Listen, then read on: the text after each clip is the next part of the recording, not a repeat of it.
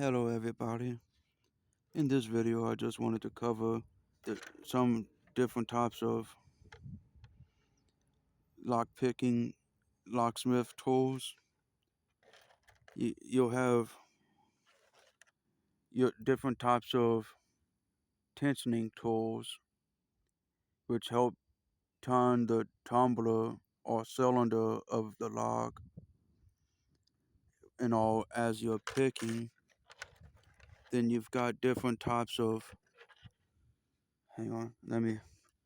you'll have different types of hooks that you could use for different types of single pin lock picking,